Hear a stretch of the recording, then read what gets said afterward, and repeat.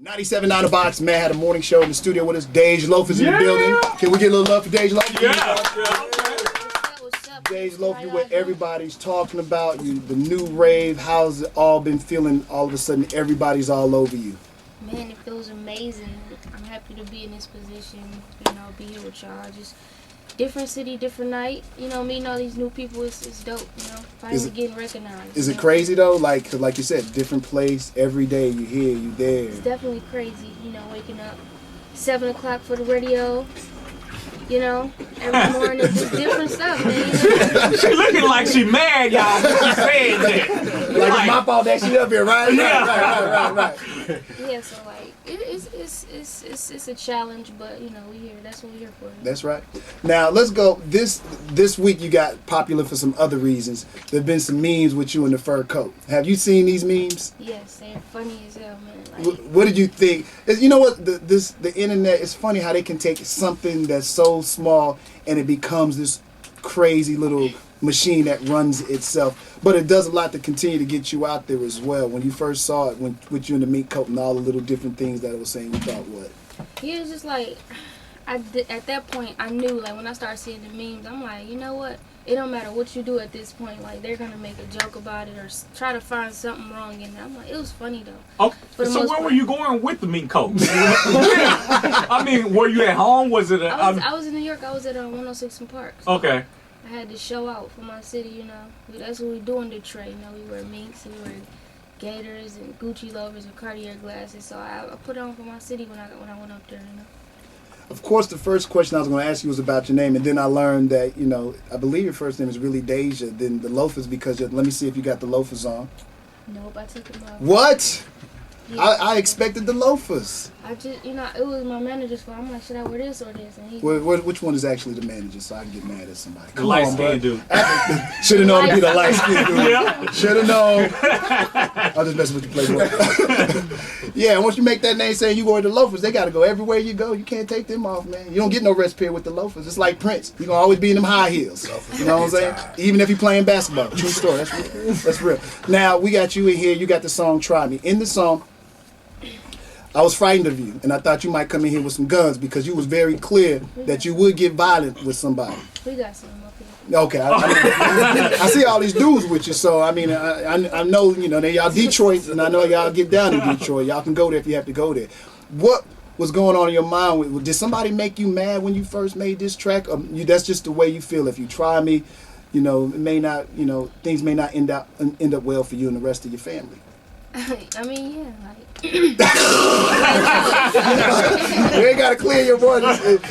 We don't have to talk no more about it. We clear. Don't try her. Has anybody tried to try you since then? Man, every day, man, They willing to take a chance like that? Yeah, like who? Who tries you? Oh, your man. Every day. Like, different people, though, It's all good, though. And also... She looks so sweet and nice. And, I am. I'm innocent. Yeah. But the way she said that, the way she said it, like, but try me. Yeah. And I may not come across so sweet and innocent anymore. Also in there in the song, you said that you would not do the major deal, but we do understand that you signed a deal with Columbia. So I'm thinking that this deal is so lucrative, so much cash has to be involved to move you to sign because you were strong with, you can't be moved by, a major label. Yeah, it's not even about the cash. It's just about them believing in what we're doing. Me and my camp, my BGM. Like, we just needed the big machine behind us. You know what I'm saying? When I wrote this song at the time, I was just in my mode. You know what I'm saying? Like all the other lyrics in it. And I'm just like, if I ain't signed to no label, I'm independent. I was in a little place then. Mm-hmm. You know what I'm saying? So everything started getting bigger. So we needed that big machine behind us, and they fit best. You know what I'm saying? Out of everybody that came at us. So.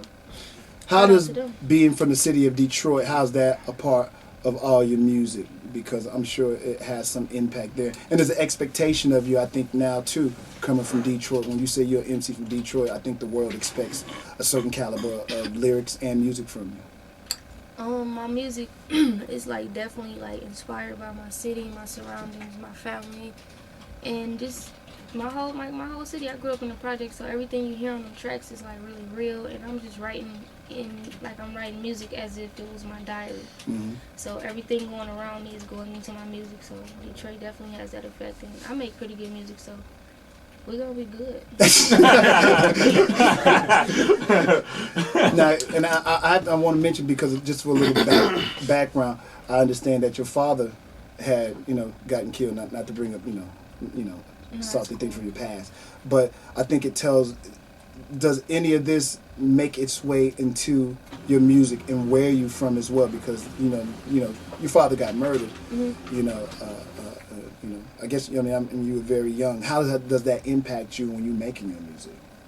A lot. I mean, like I said, I'm big on family and just my mom and my brothers. And so everything I'm doing, I'm doing it for myself, but more so for them. You know what I'm saying? To put them in better positions. Like my dad been gone for like 20 years, so it's like we did all right. You know what I'm saying? Coming up, and he definitely inspired what I do a lot. My music. So.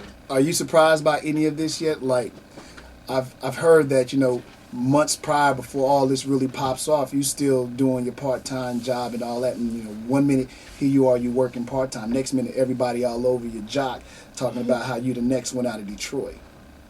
I mean, yeah, like I was we all go through stuff. I don't want people to feel like, I mean, my success was kind of like an overnight thing, but I've been doing this for so long, you know what I'm saying? I've been writing and just hoping and wishing that my day would come, you know what I'm saying, for me to pop musically, like, because I ain't seeing no other way. Like, this is all I ever wanted to do, like, was just create music. This is what I'm good at, so I'm like, man, something got to happen soon, So just working those jobs, I never liked them. Now, Big Sean was here. He dropped the gem and said that him and Eminem worked on a song together. Yeah, it's crazy. I just found out like last week, Eminem, they uploaded the track listing for his new album. It's crazy. And you gonna be on his album? Yeah. Detroit vs. Everybody's song got me, Big Sean, Danny Brown, Royce, Eminem. Trick. Was everybody in the studio working together on the track? No, we wasn't. Like, me and Royce was in the studio. He had played the track for me. He had told us to come to the studio and he would salute me on the stuff we were doing, and he was just like showing love. And he played the song. He's like, can you really rap though? Because I got like a singing rap track out right now. Like, try me's kind of like singish. He was like, can you rap? And I was like, yeah. And I went off in the corner and started writing to the beat and recorded it, and look what we doing, I made the track. She sound like a little Detroit pimp.